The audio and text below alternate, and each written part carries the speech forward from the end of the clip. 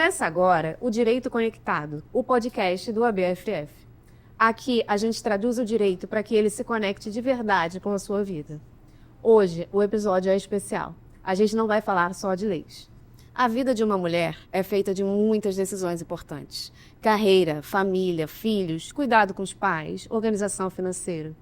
Muitas dessas escolhas têm impactos jurídicos que nem sempre são percebidos quando acontecem.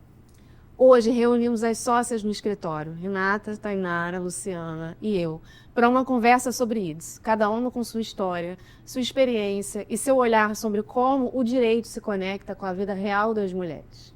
Neste primeiro bloco, vamos conversar sobre os direitos da mulher no trabalho. Quero começar com uma pergunta bem pessoal. O que vocês gostariam de ter sabido no início da carreira? Se vocês me permitem, né, eu vou começar a falar, porque sou a mais velha aqui na empresa.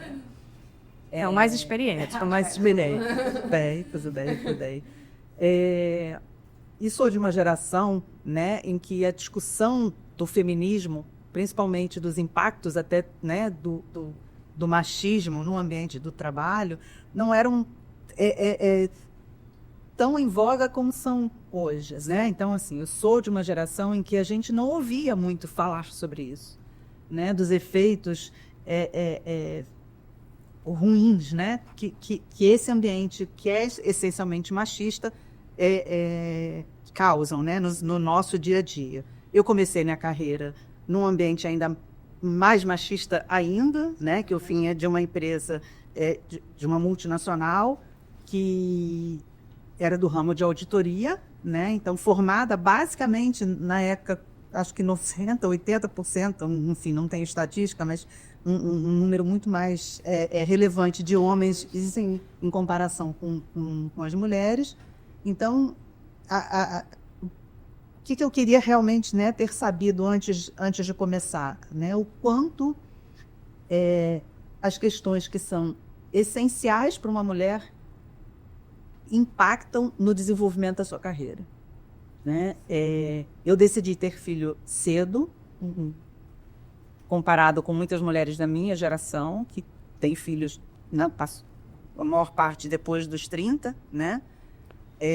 E assumi esse risco, sim, né? Mas não sabia, né? Ou não tinha a exata noção do quanto isso impactaria na evolução efetiva da minha carreira, né? Então, assim, eu vivi isso, principalmente na gestação do meu segundo filho, em que eu vivenciei uma situação em que eu tive que me ausentar mais, porque eu tive pré-diabetes gestacional, eu enjoava muito. Então, obviamente, que a minha performance não era similar, sim, a que eu sempre tive, né, de avaliações de alto desempenho. E, obviamente, isso impactou, né, naquele ano especificamente. Falaram, você não vai ser promovido. Não houve nenhuma avaliação do contexto em que você está. Não houve zero, avaliação zero. E o que mais me espanta é que hoje, eu olhando em perspectiva isso, quando eu recebi essa notícia, eu falei assim, ok. Não gerou nenhuma revolta. Não me gerou uma revolta no momento. É como se aquilo fosse tão parte daquela realidade, tão parte daquele contexto sociocultural daquela época, que isso não me causou. Hoje, olhando para trás, eu falo assim, meu Deus, sim, né? É basicamente uma aceitação forçada tácita, uma aceitação tácita forçada, né? Eu achei, eu achei normal. Assim, a realidade é essa. Você achou a justificativa plausível, caramba, ele tem razão. Realmente, exato. E eu estava acostumada. E recebi essa notícia durante a licença maternidade. Ah, que ótimo. Entendeu? Eu recebi essa notícia. Não esperaram nem você retornar. Não, nem me esperaram retornar, né? Então, enfim, o que eu acho interessante, né, a questão do machismo no ambiente de trabalho, né, do que a mulher sofre nesse dia a dia, era uma coisa que, enfim, hoje está muito mais clara para todo mundo, né? E está tão clara a ponto de eu hoje perceber que eu podia ter reclamado lá atrás, ou que eu deveria ter reclamado lá atrás e não fiz. Sim. Entendeu? Mas na época realmente não me passou pela cabeça. É porque, né? E isso é que é muito é porque é um assunto que não era falado, e era tudo muito naturalizado, assim. muito natural. Muito normal. Não é normal. Mas ela tem filho. Mas ela é casada.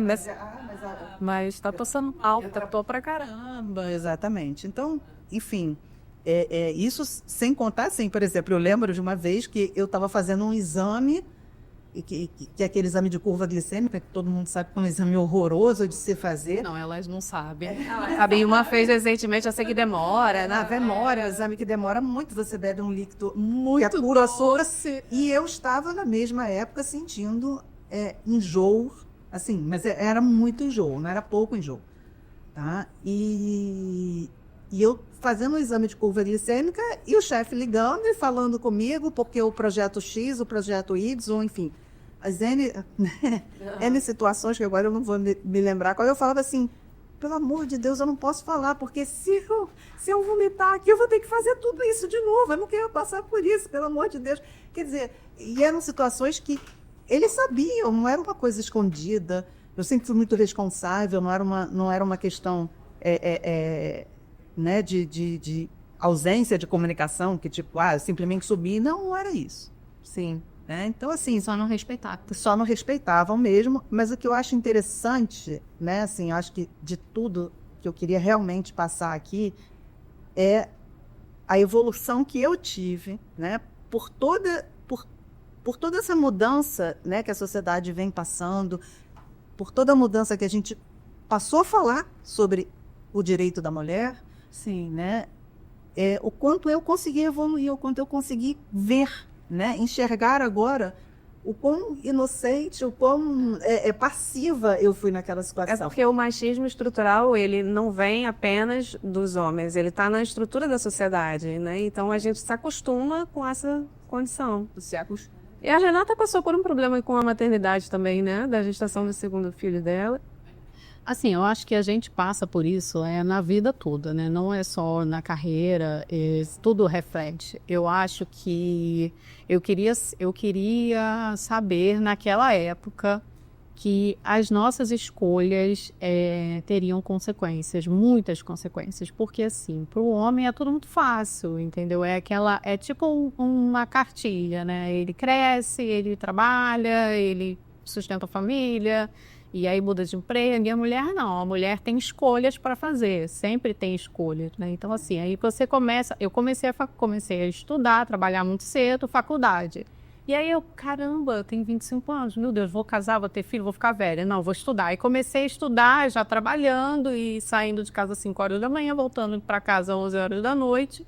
E aí eu parei, caramba, eu quero ter filho, eu quero casar, e agora? Quer dizer, porque a escolha de estudar, de trabalhar, refletia na escolha de ser mãe, de casar, então você adia, né? Você tem que escolher o que você quer adiar. A mulher tem que escolher o que quer adiar. O homem vai naquela carreirinha, né? Ele não adia as coisas, né? E aí eu resolvi, né, quando eu terminei de fazer a faculdade, que eu falei, não, vou fazer tudo junto, vou trabalhar na área que eu escolhi e vou ser mãe, vou casar. Vou fazer tudo junto, porque aí eu já estava com 30, né? Falei, meu Deus, porque eu tenho que ter filho. Eu queria 3 filhos, né? Quando eu tive o segundo, eu falei, eu quero 2 só. Quando eu tive o Davi, eu falei, eu só quero 2, não quero mais de Deus, não. E aí, quando a Rafa nasceu, eu trabalhava no escritório e tudo, e eu coloquei a Rafa na creche muito cedo, por 6 meses. E foi até bom para ela e tudo, ela se desenvolveu super bem, mas assim, é uma culpa. E aí, quando o Davi nasceu, eu falei para Fabiana assim, falei, não, vamos tentar manter o Davi um pouco em casa, a gente contrata uma pessoa, e aí eu fiquei de licença, trabalhava já em um outro escritório. E aí, de licença, eu comecei a preparação, né? Eu falei, tem que colocar ele na mamadeira, porque 4 meses você não introduz alimentação no bebê de 4 meses, é só a partir dos 6 meses. E aí, ele não pegava mamadeira, chupeta, nada. E eu fiquei desesperada. Eu falei, bom, o que eu vou fazer? Como eu vou fazer com a criança, né? E chegou o dia de voltar, foi eu no escritório com o Davi, no colo, Fabiana foi comigo. Cheguei lá falando com a gerente, falei, olha, fulana, eu não vou conseguir voltar, eu tentei de tudo da vida, você ainda tem que se justificar, né?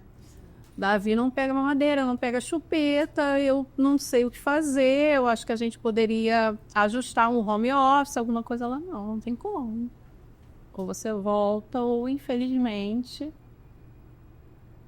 E assim, eu fiquei tão, sabe, eu falei, gente, nossa, totalmente. Eu falei assim, não, mas como? Eu não quero sair do trabalho, eu gosto de fazer o que eu faço e tudo. Aí, Renata, mas não tem como. E era um trabalho que você poderia executar de casa plenamente, né? Tanto que veio a pandemia, né? E todo mundo executou. Ficou em casa. E o escritório era, assim, 70% mulheres. Uns 70% mulheres, né? E aí você teve que fazer mais uma escolha. E aí eu tive que fazer mais uma escolha. Só que assim, aí eu não tinha nem que lutar pra lança, né, minha? Eu tinha que escolher ficar em casa cuidando. Deixar o filho passando fome, não dá. Eu fui advogar de forma autônoma. E as coisas foram acontecendo. Mas aí entra uma outra consequência de uma escolha. Por isso que eu falo que as escolhas das mulheres, todas as escolhas têm consequências. Porque imagina você, com um bebê de 4 meses em casa, advogada autônoma, tendo que correr atrás de cliente, porque o cliente não cai do céu. Lavando, passando, cozinhando, arrumando, porque eu não tinha mais um salário fixo, não podia contratar uma empregada, né? E eu tinha o quê? Uma dupla jornada, com 2 filhos, tá? Tinha a Rafa, né?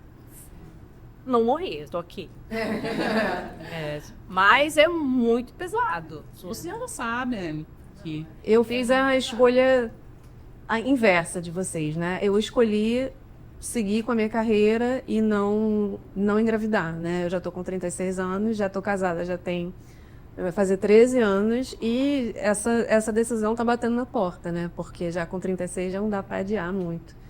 Mas, assim, isso tem sido um pensamento mais frequente porque a gente já conseguiu se estabilizar na vida, né? Mas não é por não ter sido mãe que a gente não sofre os problemas da jornada feminina no mercado de trabalho, né? Os principais problemas que eu sofri, eles passam pelo assédio, né? Sempre tem... Eu não acredito que não tem nenhuma mulher que não tenha uma história de assédio no trabalho. E também uma situação inusitada que eu passei. Eu estava para mudar de escritório e eu fiz uma entrevista no escritório. E eu passei na entrevista, tudo certo. Foi o primeiro dia, né? Fui fazer um teste. E só tinha mulheres no escritório. E aí eu comentei com a menina do lado. Falei, nossa, só tem meninas aqui, só mulheres. E aí ela comentou comigo. Não, é porque fulano, nosso chefe, só contrata mulheres. Homem aqui é proibido. Homem só ele. E aí você pensa, qual é a razão para esse homem só contratar mulheres? Né? Do liquidou aqui não é. E aí a gente já tem aquela coisa, né? A mulher, ela tem 2 caminhos. Ou ela não é contratada porque ela vai engravidar, vai entrar de licença, ou ela é contratada para sofrer um assédio, né? Poxa, que dualidade é essa? A gente precisa sair dessa situação. Tainara tem história de assédio também. Sim, tem a história de assédio. Na minha experiência, eu por ser a advogada mais jovem no escritório, né? Não sei se o público sabe que eu comecei aqui como estagiária, né? E aí, depois que eu fui aprovada na OAB, me contrataram como advogada, hoje eu sou sócia.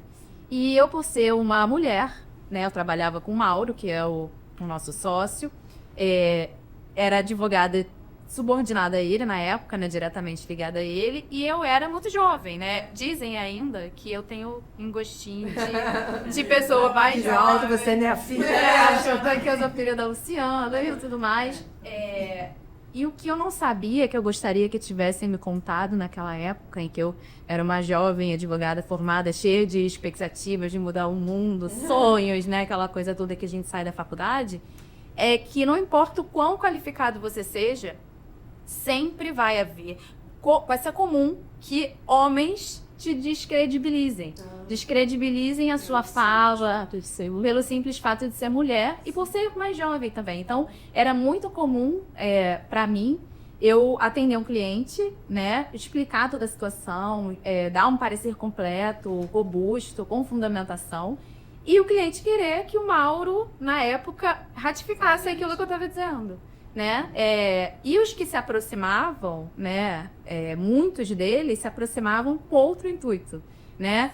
Disfarçando de consulta, de um problema jurídico, mas a intenção era se aproximar com uma outra perspectiva, uma segunda intenção, né? Sim. Então a gente escuta piadinha, a gente... às vezes a gente tem que fingir que não ouviu certas coisas, desconversar, né? Às vezes até atender determinado perfil de cliente num ambiente que não seja individualizado, sozinho, né? Você precisa que tenha outras pessoas ali próximo. É isso, as mulheres, acho que todas as mulheres se enfrentam isso, não só as advogadas. E quando a gente reage, ainda pode sair como histérica. A histérica, está maluca, não passa essa maluca, né? O que eu acho interessante, assim, é que realmente a gente não pode perder de perspectiva a importância da gente estar sempre falando sobre o assunto. A luta feminista, ela não termina nunca, entende? Então você vê a evolução do que eu passei há 30 anos atrás, né, começando a minha carreira, e que eu não tinha perspectiva de nada, e que a gente, né, as pessoas começarem a falar cada vez mais sobre esse assunto, e hoje eu tenho uma perspectiva diferente. Vocês, já quando entraram, vocês já conseguem identificar o Arred muito mais fácil do que eu conseguiria há 30 anos atrás, porque pelo simples fato da gente ter começado a falar. É verdade. Então, assim, é uma luta infinita, gente, assim, não pode acabar, nunca. A gente não pode perder, a gente não pode achar que é uma luta ganha. Não existe direito garantido. Não. E realmente, falando dessa evolução, a gente teve mudanças na legislação, né? Hoje em dia tem uma legislação muito clara que proíbe a discriminação salarial, né? Você não pode ter um homem e uma mulher na mesma função, recebendo salários diferentes. Isso parece um pouco óbvio, né? Mas até hoje existe isso, mesmo com a legislação. Precisa de uma lei para falar isso? Né? Mas mesmo com a lei, você ainda tem essa situação. Por quê? O salário não é divulgado, você não tem acesso ao salário do seu colega, né? E eu, como exemplo, eu vim de uma estrutura hierarquizada, que era baseada em meritocracia, em avaliações, essa coisa toda. E sempre tinha justificativa, porque aí eu lembro de um caso específico meu, de um colega que tinha, né, mesmo tempo de casa que eu, e eu descobri que ele dava mais. Tá? Porque, enfim, não adianta a gente falar que o salário não se fala, não sei o quê, porque arrasa o corredor, né? Não acaba nunca. E aí, nesse momento, eu fui questionar por que dessa diferença, não sei o quê. Não, porque tem isso da avaliação. Então, assim, sempre tem uma justificativa por trás, mas que, de fato, não existe pelo simples fato de ser. Né? Pelo simples fato de ser mulher. Legislação e tudo. Por exemplo, proteção à maternidade. A mulher gestante, ela não pode trabalhar em ambiente insalubre, né? Enquanto ela está na gestação, não importa o estágio da insalubridade, ela não pode trabalhar. Então, a empresa ela tem que adaptar a gestante para trabalhar em outro local. Mas aí tem um caso, por exemplo, da trabalhadora portuária, né? Nós atendemos no escritório sindicato dos portuários e eu fui procurada por uma portuária. Porque qual é a situação dela? Não existe ambiente salubre no porto para ela trabalhar. Todo o ambiente é insalubre. Então, a empresa que ela trabalha não tem um local para adaptá-la, né? E o INSS, ele só paga o salário maternidade de 120 dias, né? Ali depois que o bebê nasce, né, Tainara? Ou um tempinho antes. Mas, se a empresa não tem local para adaptá-la, ela tem duas opções. Ela deixa, na verdade, uma opção só, né? Ela deixa a trabalhadora em casa e paga o salário. Isso é um ônus da empresa, né? Do empregador. Mas eles não querem pagar a remuneração para uma trabalhadora que não está exercendo sua função. E aí, o que eles fazem? Eles tentam emplacar um auxílio-doença. Eles afirmam que aquela trabalhadora gestante está doente, o que é uma mentira.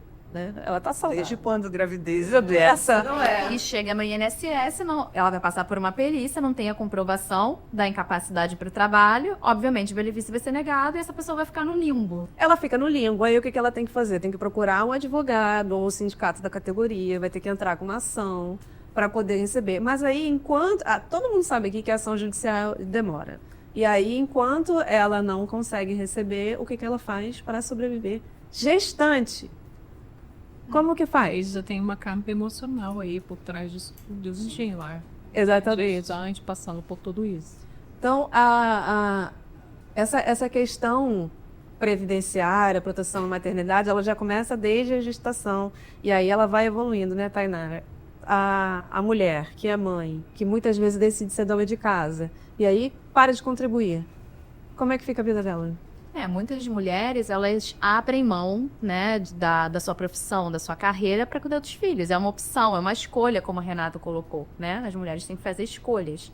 E essa é uma escolha válida. Ela não vai ser, não tem menos valor, né, diante de uma mulher que decidiu não ter filhos, como é o meu caso. Por enquanto, ainda não pretendo, não tenho esse sonho, mas ela não é menos merecedora do que eu, certo? Então, essas mulheres, elas às vezes nem sabem que elas podem contribuir para a Previdência para ter uma cobertura de riscos como doença, como invalidez e até ter uma aposentadoria no futuro, né? Então, como essa mulher pode se filiar ao INSS para ter acesso a esses benefícios? Ela pode contribuir como segurada facultativa. O que é isso? É a pessoa que escolhe pagar como se fosse um seguro, o INSS, para obter amparo quando tiver um risco coberto, né? O INSS, as pessoas acham que só quem está vinculado são os trabalhadores, quem trabalha e a empresa retém a contribuição.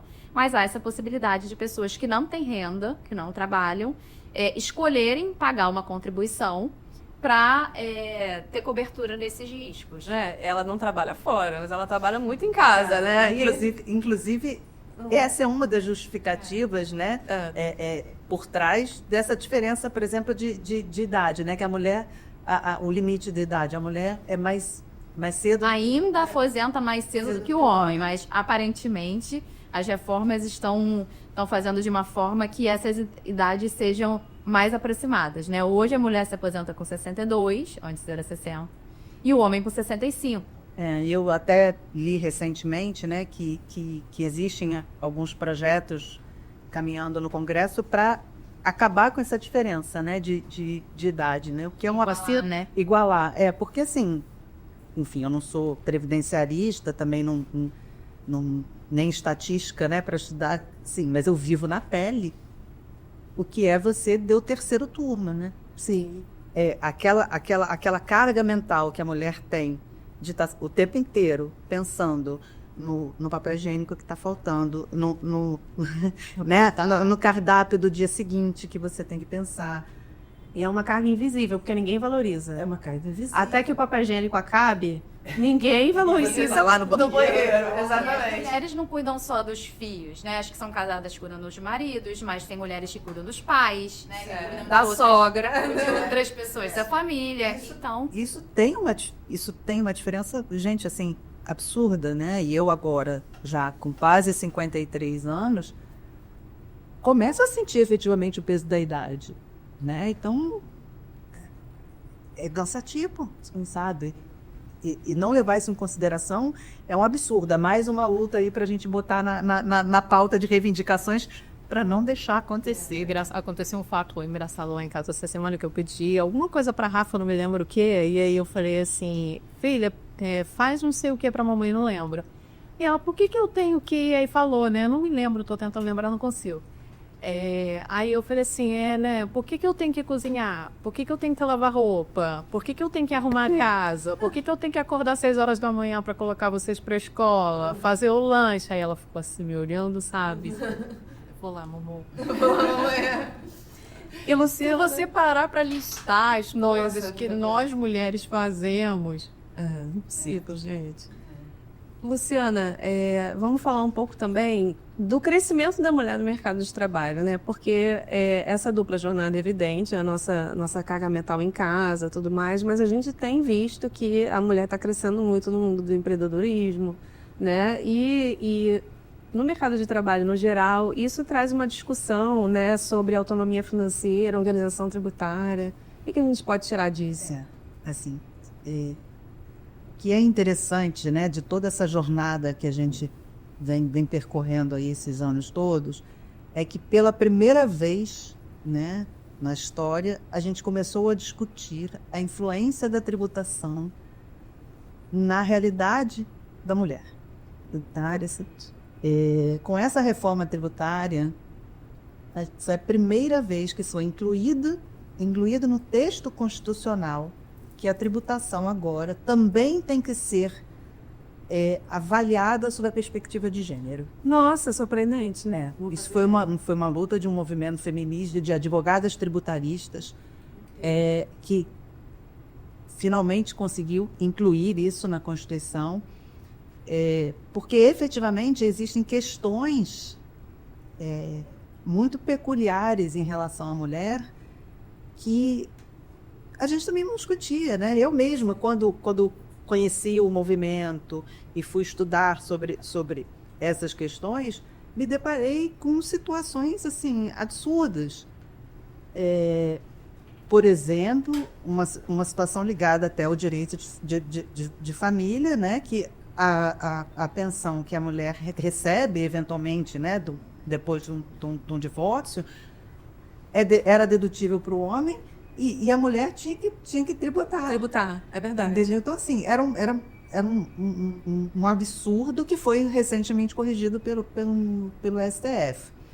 Tá? E existem outras, né, questões, existem diversos estudos, por exemplo, a gente agora falando, né, de mulher empreendedora, que apontam a efetiva dificuldade de mulheres conseguirem, por exemplo, financiamentos para financiamentos para sua atividade empresarial, né? São dificuldades reais, né, no mundo, né, nesse mundo. Mas assim, é interessante, o que eu acho que é interessante a gente colocar é que a gente agora tem um dispositivo na Constituição que pode nos propiciar discutir isso sob uma perspectiva de gênero. Assim, por causa dessa luta, por exemplo, a gente conseguiu com que no novo sistema, né, instituído pós-reforma, né, que é o novo CBS, IBS, que vai substituir ICMS, PIS, COFINS, enfim, a gente conseguiu, por exemplo, zerar a carga tributária sobre a venda de absorventes íntimos, que são essenciais para as. E desses estudos que têm sido feitos, né, no decorrer dos anos, existem diversos itens que são essenciais para a saúde da mulher, que são essenciais para o dia a dia da mulher, que eram mais tributados do que o dos homens. Sim.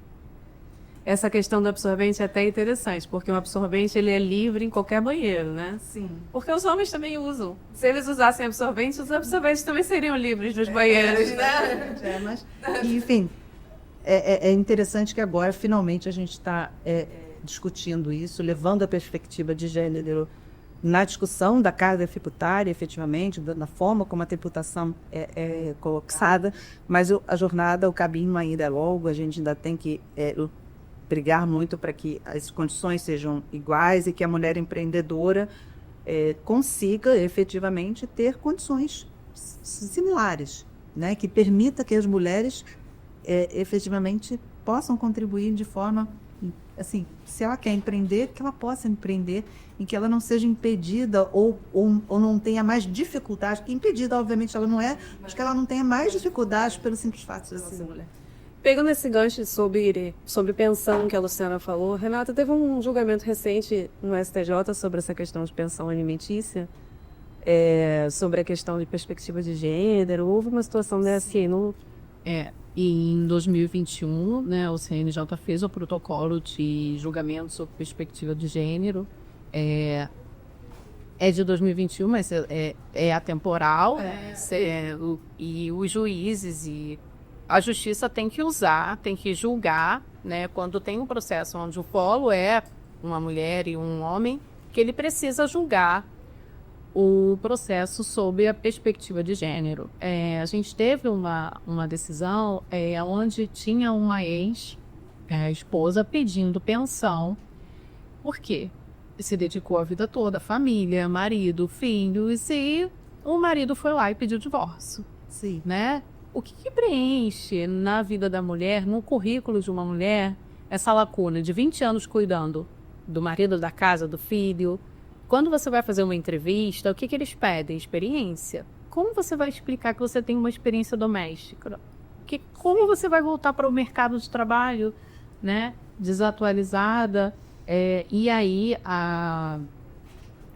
foi a Nancy, né, que é maravilhosa, a Nancy Andrighi, que julgou, dizendo que ela tinha direito, sim, à pensão, julgou pela perspectiva de gênero e que ela tinha, sim, direito à pensão, aplicou protocolo e aí deu uma pensão vitalícia para ela. Então, assim, a decisão é maravilhosa. Mas isso é muito comum, gente. A gente vê não só de pensão alimentícia, mas quando existe um processo onde o colo é a mulher e ela está ali para garantir direitos seus ou dos filhos até, existe um preconceito, um pré-julgamento já vindo do juiz, já vindo do secretário do juiz. A gente vê isso aqui quando a gente vai despachar, seja com o secretário, seja com o juiz. O absurdo que foi esse desembargador falando do TJ do Paraná, que ele não poderia aumentar a pensão por mais de 25%, que quando você dá mais, a mulher quer mais. E a pensão era para um menino autista. Isso foi muito divulgado, falando que... Porque pensão alimentícia é igual tributo. A fala dele é essa. Quando você dá o benefício, a pessoa se enrola mais e quer mais. Gente, E teve até uma desembargadora que rebateu as falas dele. Que também é uma visão preconceituosa, né? Contra benefício social, né? Que é um absurdo, né? Sim, a fala dessa desembargadora assim, foi exemplar. Ela falou assim, o senhor tem noção de que é uma mãe que cuida desse filho, é um filho autista. Ela abriu mão da vida dela para cuidar dessa criança. O pai só está pagando pensão. Quando ele quer jogar bola, ele vai. Quando ele quer trabalhar, ele consegue. Então, assim, ele não tem que fazer escolhas. A fala dela foi exemplar. E aí, não menos pior, teve um juiz, que foi até você que me mandou o vídeo, que aquelas falas infelizes dele, ele falando com a parte do processo, que era uma mãe com 2 filhos. A senhora quer que eu faça o quê? Você que escolheu ter 2 filhos, você tem que arcar com as consequências, você tem que cuidar. A guarda unilateral sua... Ela ter filhos sozinha, né? Fez sozinha. Cara, e olha o que ele falou para ela. Ele falou para ela assim, a senhora quer que eu faça o quê?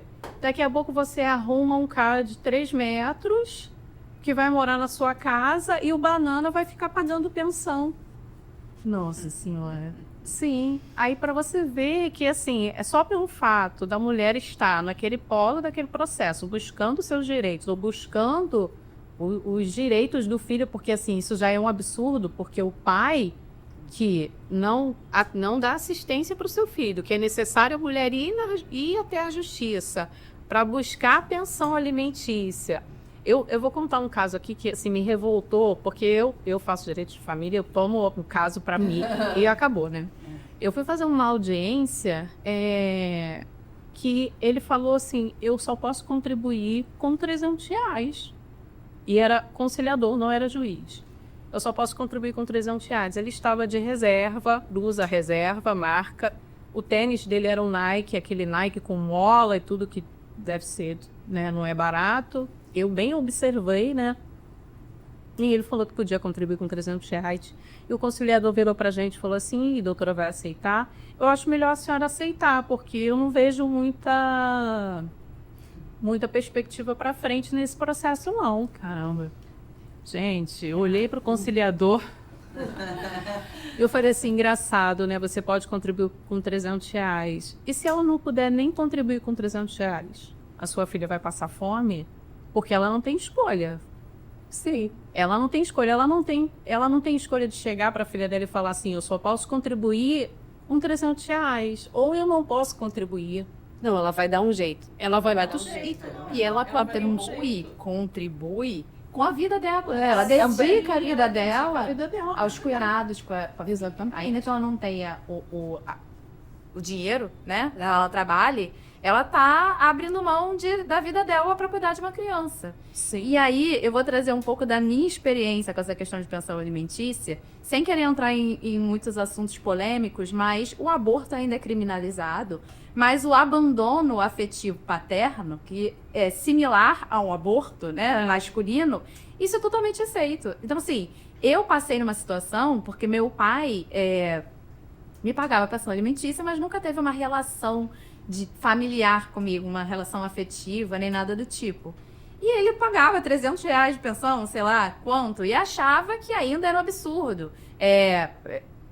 Entrava com processo para pedir revisão, porque não estava trabalhando e não tinha dinheiro para pagar. E minha mãe ela conta que ela foi humilhada na audiência porque ela não tinha advogado, ela estava com um defensor público. E a proposta dele era de oferecer 1% do salário mínimo. 1%? 1% do salário mínimo para pagar de pensão. E aí, o juiz, homem, né? Algumas mulheres também, mais ou menos. Mas o juiz homem, ele julga da perspectiva dele. Sim, Com certeza. E aí eu te falo do pré-julgamento. A mulher, ela já chega ali sendo julgada, ela já chega sendo julgada pelo juiz. Sim. Entendeu? E aí ele acaba te induzindo, por exemplo, uma mulher que não tem ali um advogado, tá com um defensor público, um advogado dativo que conheceu na hora.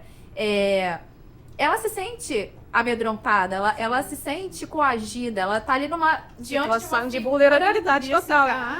nesse caso, o que aconteceu? E eu falei pra ele, não, nós não vamos aceitar. E aí você pode colocar meus requerimentos. E eu pedi quebra de sigilo bancário e tudo. Nós conseguimos uma pensão não de R$300, não foi um valor muito, muito bom também, pelos gastos que a criança tinha, porque um bebê gasta pra caramba, mas nós conseguimos R$2.500 de pensão pra ela. Mas Presente. e ele não tinha condição, ele falava que não tinha condição. Entendeu? Então, assim, a mulher... E se você vai... Ela falou pra mim, Renata, vamos aceitar porque eu não aguento mais isso. E aí a mulher entra com o psicológico, né? Porque, assim, ela fica... A mãe, ela não consegue abandonar o filho. A mãe não consegue deixar de prover as coisas pro filho. Entendeu? Depois que você é mãe, a sua vida muda, porque você abre mão de tudo para cuidar do seu filho. Você renuncia às coisas. Eu falo que sinônimo de mãe é renúncia. E o homem, ele da sociedade, ele tem um aval para abandonar. E seria o homem, mas hoje eu não posso porque eu vou jogar futebol. A gente tem uma cliente aqui no escritório que o bebezinho é a coisa mais linda do mundo, vai fazer 1 aninho quase, e o pai manda e-mail falando que não vai visitar. E quando vai, fica 15 minutos. É verdade. Entendeu? Não faz a menor questão. Por quê? Porque é meu aniversário, é porque vai ter jogo do Flamengo, porque... A mãe vai fazer isso? Nunca vai fazer, né? Nunca vai fazer. Entendeu? Por quê? Porque o homem, ele tem todas as prioridades antes do filho e ele tem um aval da sociedade. Gente, vocês já viram alguém chegar e falar assim, olha lá, o pai lá na balada. Olha lá o pai na balada. E cadê o pai dessa criança? Com quem que você deixou seu filho pra estar na balada? De verdade. Agora vai a mãe pra balada, vai a mãe pra sair. Eu tenho uma outra cliente que ela liga, às vezes ela fala, ela é promoter, né? Aquela de pessoas que vai nessas festas da Red Bull, Itaú, pra apresentar os produtos e tal, acho que é promoter mesmo. E ela é muito bonita, vai muito bem vestida, social e tudo. E ele não falou que ela estava fazendo job? Ai, meu Deus do Ela céu. me ligou desesperada falando, Renata, fulano, quase que eu falei o nome agora. Minha vontade era falar. Colocar o alecrim dourado no lado. Renata, fulano tá espalhando que eu tô fazendo job, eu tô desesperada, eu vou perder a guarda da minha filha, chorando. Eu falei, não vai. Primeira coisa que você vai fazer é ir lá fazer um registro de ocorrência, entendeu? Que ele tá te difamando.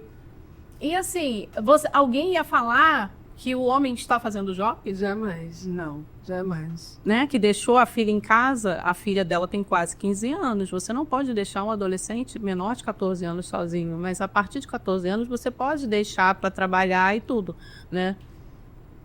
E aí falou que você está deixando a minha filha sozinha para ir. E aí, Ainda quis exigir ainda, né? De falar que deixou a filha sozinha. Enfim, são inúmeros casos. Se eu contar, a gente vai ficar aqui até amanhã. Né? Gente. Falar de direitos da mulher é falar de histórias reais, como a gente falou aqui hoje, né? De desafios que ainda existem, de conquistas que precisam ser protegidas todos os dias. Não existe direito garantido. A vida de uma mulher é feita de muitas fases, escolhas e recomeços, como foram as nossas vidas. E ao longo dessa trajetória, tomamos decisões importantes, muitas vezes sem imaginar o impacto que elas podem ter no futuro. Se esse episódio deixar uma reflexão, que seja essa. Se esse episódio te trouxe algo valioso, compartilhe com mulheres que precisam dessa informação. Aqui deixo um agradecimento especial às minhas parceiras de trabalho diário, que compartilharam lições tão valiosas nessa mesa. Nos vemos no próximo Direito Conectado. Um abraço.